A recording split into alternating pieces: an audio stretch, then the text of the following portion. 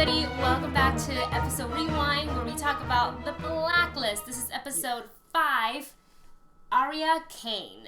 Oh, that was the name. I was wondering, oh shoot, what was the name of the title? Arioch Cain. Dun, dun, dun. So as always, we're going to go ahead and start with the positives of each episode, but this week, last week we had a really good episode. I really liked everything all about last week. And so I thought this week, and when it started, I was like, I wonder if it's going to be just as good, and it just really escalated, and it just got better, and then a little bit better, and it really built until the end when Dembe walked in and owned it. Oh my god! Of course, you have to start with probably the best part. Let's go ahead and start. Let's talk about that airport hangar scene. The whole time, they set you up with the airport. You don't know what happened. You see all these dead bodies, and you see Elizabeth's dead body. Yeah. And then you're like, okay, well, she's not really dead. And you know that she's not dead, not because just that American TV doesn't really like to not kill their leads, but if she was actually dead, they would have made it a much bigger scene. No, Red would have been heartbroken and freaked out. There's no way he'd be like, all right, you have 30 seconds to clean up the scene. There's no way he would have been that calm and collected. So I was like, for sure, either she's a really, really good double, identical, or it's just a setup, so it didn't really freak me out. So I took notes, as always, because then my head gets all jumbled up and I can't remember. What happened with what? Obviously, this episode is titled Arioch Cain, so there is a bounty on Liz's head now. So it's not just the FBI or the Cabal that's after her. And it's pretty much any bounty hunter out for a good buck. Yeah, like Boba Fett's after her, pretty much. And this website... It's called, Dead or Alive. No, Dead Not Alive. Oh, deadnotalive.org. I'm going to want to, put it in now you want to look it up, and you're like, you'll probably bring up, the video game or something. Probably. I think this is, the one time that Red was like, we need to go because it's worse than the Cabal. It's worse than FBI finding you. Because we have no idea who these people are that are coming to hunt you. It could be literally anyone that's hunting her. So it added that level of suspense of, okay, who is really after her? And they did a good job on turning it into another episodic. To where the new bad guy was, instead of a new blacklister, it's anyone coming out to get her. Yeah, so and they kind of switched gears too halfway through because they talked about the assassin named Wendigo. And Liz is like, what the hell is a Wendigo? And he's like, oh, sorry, that was my phone. Basically, I'm texting with Ashley Mova about Sunday. Sorry about that. Basically, it's just it was a scary time for Liz, and apparently this assassin is incredibly skilled, incredibly good, that Red may not be able to protect her. So, and he showcased his skills when he tracked her down the street and just shot all the personnels that was supposed to be, Red's people to protect her. Yeah. And just killed everyone. Just complete massacre. Props to Liz. Did you see how she evaded she was using the mirror to... Oh my god. But the thing is, though, she's been in that situation before. Having snipers shoot at you, so she knew what to do. That one guy was like, no, follow me. Bam! And she was like, no. Oh, he's dead. Yeah, I thought it was really smart that the way they played it up because they put her in danger. I don't like it whenever they don't put the leads in some sort of danger. They don't get her. She's obviously, from the very first episode, she's totally gotten, she was... blown up, shot, blown up. So she's definitely had a lot of crap come her way. But this one, she hid behind that taxi. She timed it so she could run with it and to evade it. I really liked the choreography on that. How they planned out all the blocking. So it was like, oh, that works pretty well. Yeah, it was a little bit like if you watch the Korean drama City Hunter. Sorry. You and your City Hunter. There is one scene where in City Hunter, it kind of was choreographed. The cinematography was so well done that it reminded me of that scene. But anyway, so props to Liz's driving skills. Maybe she can give Wrestler a lesson on the. Well, even though she did, she still knocked off the door. She did. They just destroyed cars. It's cool on the show, I guess. Elizabeth is also extremely good at stealing cell phones now. Oh yeah. She just bumps into you. She's like, "Hey, I got a phone," and I'm really liking too that it's progressively becoming an understanding that yes, her colleagues at the FBI want her to come back in, but they understand that she had a reason to do what she did. And she even said it. She's like, I'll come in for what I did for, but not until I'm not the person to blame for the things that I didn't commit. It's a very, they're adding this really good fugitive aspect to it. Because that was the point in The Fugitive with Harrison Ford where Tommy Lee Jones was going, wait a second. if he's guilty, why is he coming back here, breaking into people's apartments to draw us there? Mm-hmm. And why is he doing all of this things to try? And it looks like he's a man who's trying to prove his innocence. Yeah. And everyone else is looking around going, you know, Elizabeth is doing this. She's leaving a trail of breadcrumbs. Yeah. She's trying to get people to follow her. Yeah. So I think this, at least Samar and Aram and Samar would starting to understand why she's kind of trying to be elusive and not wanting to go in right away. And I think after this episode too, because Wrestler went on trial. Mm-hmm. And I think because at the end, it's now they basically ruled that the FBI has to work with the director, who works for the CIA, and he has to share. And is one of the lead guys of the cabal. Yeah, so it's like he's part of the cabal. Wrestler knows that because he's got that notebook now, and he has proof. So I think this is going to say to Wrestler, maybe he won't be so gung-ho about bringing in Liz. Well, not even just gung-ho. He's really gung-ho about following the rules and being patriotic and doing this. And now he's kind of going, oh, if we do that, we're screwed. Yeah. And I think it was just the fact that Elizabeth just saw that, you know, she was like, the only way I can prove my innocence is if I go and do black, this. In a sense. Yeah. So I'm happy that in episode 5 now they're starting to take the turn of her colleagues still playing by the rules of what they believe and what they work for, but understanding that their colleague may not be this Russian sleeper agent terrorist that everyone's making her out to be, and they'll put her on trial for, you know, her assassination or her killing the Attorney General. Yeah, true. But until then, I think they're gonna really try to follow more of Liz and Red's lead on everything else. But yeah, you saw how, I mean, we anticipated that the two, Aram and Agent Narabi? Mm-hmm. Navabi. I'm sorry if I pronounce names wrong. I'm terrible with names. There's a lot of names. You knew that they were going to come around and help Liz as much as they can, even when it would be quote unquote breaking the law. Yeah. But I didn't think Wrestler would make this big of a turn so quickly. But I thought by the end of it. Well, now because he knows that the directors, he has to talk to him, and so he's like, this is the only way I'm going to have to. You know what's going to happen? This kind of goes into predictions, but I think he might turn to Harold Cooper and say, they want me to work with the FBI, because Harold quit the FBI so he can work for the CJ, something other, to kind of, you know, kind of still be in the loop but not work directly. It was either that or step down. So I think Wrestler, I don't know if he's going to take the same route. I think maybe for the next couple episodes he'll maybe have to work with the director. Yeah. But probably leaving out some completely truth information about where like Liz and Red are or something. Yeah. Or maybe not really communicating effectively, you know, with him. So we'll see that in the weeks to come. What other things did you find that you really liked about the show? Well, this episode. Dembe's entrance had the biggest effect on me. Guys.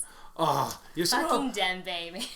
I love the fact that he comes in. They're about ready to get, you know, sliced up pretty much. Red and Solomon had them, and they were outnumbered. And then all of a sudden, just Dembe comes in, sweeps it clean. I mean, he just couldn't be more of a badass, because we thought from last week, obviously, he suffered a pretty bad wound, like gunshot to his side. Mm-hmm. So we thought he must have been taken to a hospital because he saw people rushing to the truck that he was in. So we thought, no way we'd see Dembe, maybe until the very end of the episode, in a hospital bed, which we kind of did. But neither one of us expected Dembe to save the day like that. He just walks in. I mean, they were outnumbered, and that just shows you do double-handed not. You don't mess. Yeah, you do not mess with Dembe. Awesome. He just like let's just say he has 6. If he had 6 bullets left, those people would have died. Even if there were 12 people, he would have somehow found a way.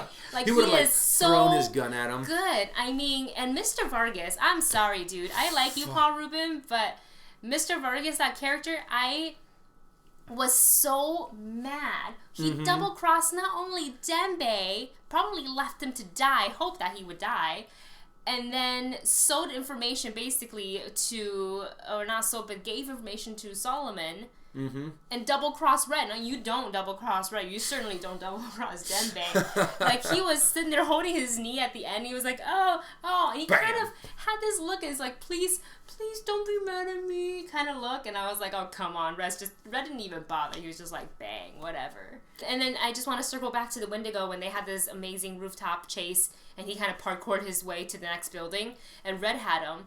And I was like, okay, Red's going to drop him for sure. So I saw that coming. What I didn't see coming after the Wendigo said, it's not just me you have to worry about. They're coming for her. There's more. This is one of the few times I've ever seen Red actually look shaken and afraid. For the first time, he was stuck and he was like, what do I do? What am I going to do to get out of this? And I love that. And then him and Liz also shared a really good hug. When she finally found him, she was like, the bullet was so close I could hear it, and it was just like... And you was like, oh... But you still don't know what their relationship is. Did you notice Mr. Solomon brought that up? Uh-huh. He's like, I don't know. I mean, people are saying that you're father-daughter. Other people are saying it's like a May-December romance. And I was like, it really could go either way. He probably gave us a hint. He says it's a little bit of both. So what is the situation? That's the last thing that you didn't catch. When he says maybe it's a May-December. I personally think it's a little bit of both. To where... That's kind of sicky. Well, more along the lines of... If that's the daughter, if she's the daughter. Well, then my theory might hold up is that he was the hand... Well, not my theory. One of the theories that I kind of follow is that Red was his mother's handler of some kind.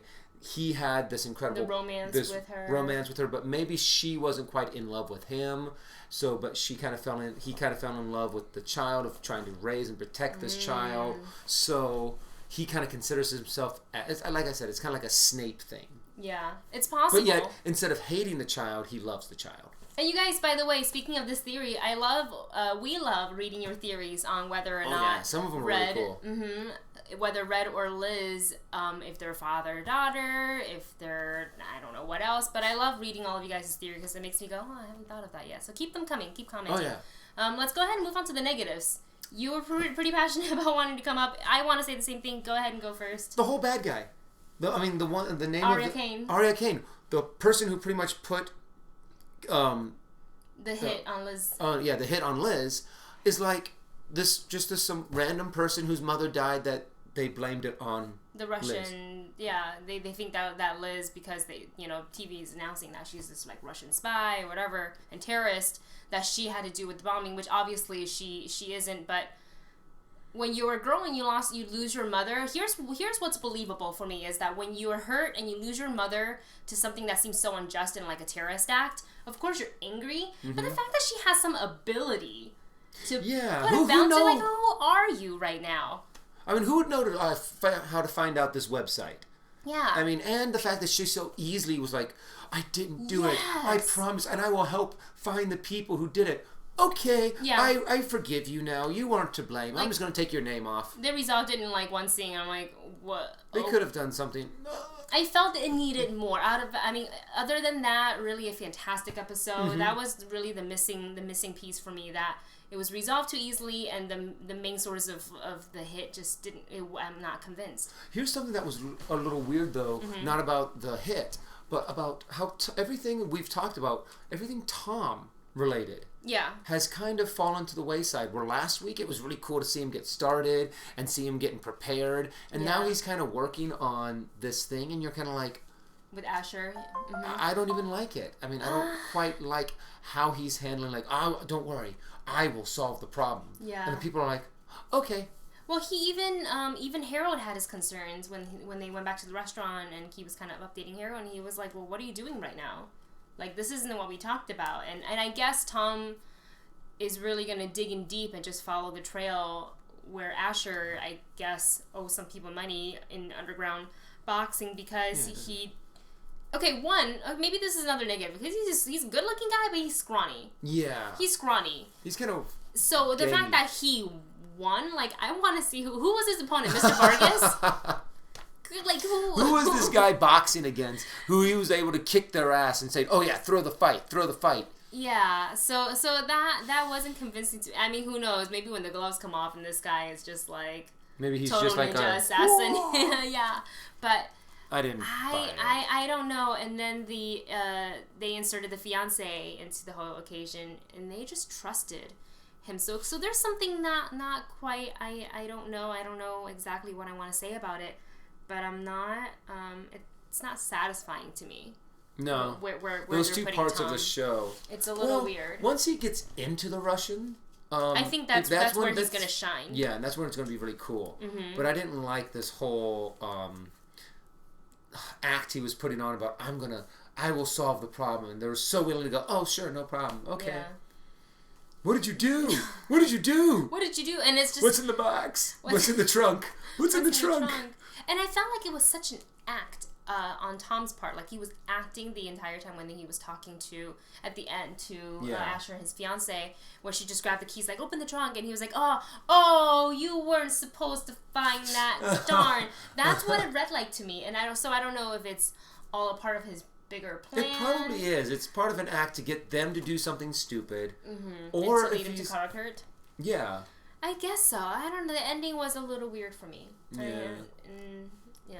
So and the cliffhanger didn't really make me go, oh, what's going to happen next? It made me just go... Yeah, like last week I felt like it was a direct continuation, and I think next week they're like part 1, part 2 sort of last week's episode, this week's episode, and I think next one they're going to kind of cut this, and then they're going to move forward, I guess. Do you have any predictions for next week?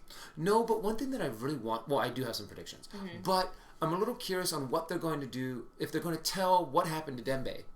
Because they kind of left him in a situation where people were surrounding him. Yeah, I'm like, okay, what are this? We got this story with Red, but how did Dembe get out of the car, follow him with a bullet wound, continue following Mr. Vargas, and following Red, but not moving in because he wants to wait for the trap to get sprung, the whole time holding his side, and yet then still be able to come in guns blazing and save the day. Right. Yeah, I mean... So I wish they would... I hope next episode, he wakes up and tells Red the story. Yeah, just a little bit, a couple of minutes, like a little bit of insight. Like maybe Red can say, "Hey, what happened?" And he's in a couple sentences. Dembe can kind of sum up because Dembe's a man of few words. Exactly. So you don't need much, just something.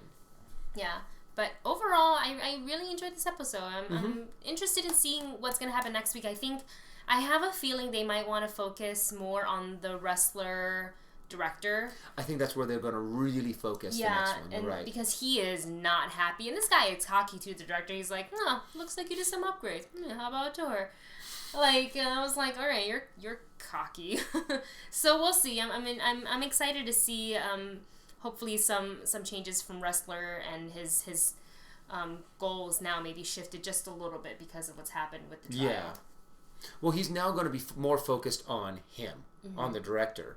Because I think he's going to let Elizabeth King kind of fall to the wayside. He's going to have to focus all of his... He's not a game player. Where Red and Harold, all of them could play the game of politics and cat and mouse. It's because he's so Boy Scout. But I think he's starting to learn in not the best situation, but he is learning that there are ways to hopefully he'll learn walk along the lines of the rules, and to get the end result, but you don't have to walk in a straight line. You can take side streets. All right, guys, that's it for this episode. As always, don't forget to comment below, like this video, share it, subscribe, whatever you gotta do. Dustin, where can they find you online? They can find me at Dustin Zaney and at SwingKid1981 for Twitter and Instagram. Yay! You can find me Twitter, Instagram, Snapchat, all that good stuff at Wendy Lee Zaney. Thanks for tuning in, and we'll see you next week. Cool. Bye.